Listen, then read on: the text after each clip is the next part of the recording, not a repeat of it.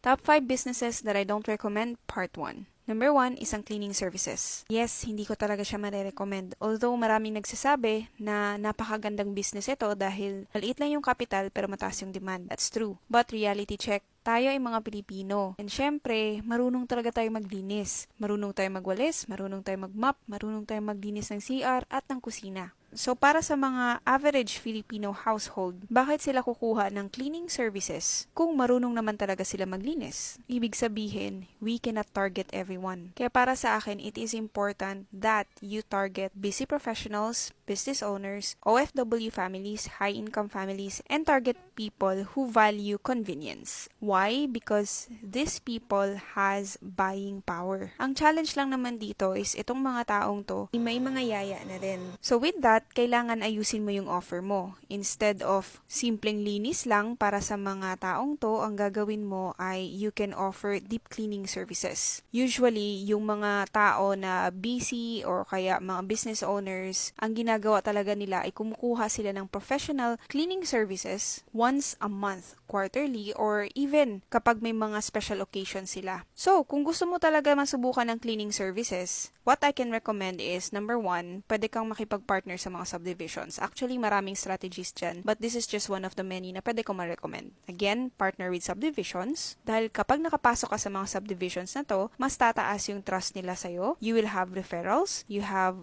repeat clients, and mas mababa ang customer acquisition cost mo. Makipag-partner ka sa mga subdivision admins, property managers, real estate brokers, condominium owners, and moving companies. These are just some. Actually, marami pa. You can partner with schools, hospitals, and a lot more. Imagine magkakaroon ka ng repeat clients every month because you were able to partner with subdivisions. Yes, positioning matters. Hindi pwede yung sasabihin mo na yung serbisyo mo ay naglilinis kami ng bahay. Ayusin mo yung offer mo. Pwede mong sabihin na professional deep cleaning kami, move-in, move-out company kami, premium home care service kami, luxury home cleaning kami. Always remember that people don't buy cleaning. Again, dahil marunong na po tayo maglinis. People actually buy convenience, time, and peace of mind. Reality check, ang problema dito, hindi yung demand dahil napakataas ng demand nito. Ang kailangan mo lang ayusin is yung positioning mo and find people who has the buying power at mga tao who value convenience. With this, kapag nagawa mo to lahat, I tell you, pwede mong itaas kahit yung presyo mo sa cleaning services mo. In fact, napakagandang business ito. Bakit? Kasi kapag nakapasok ka sa mga subdivisions na to, yung mga may buying power,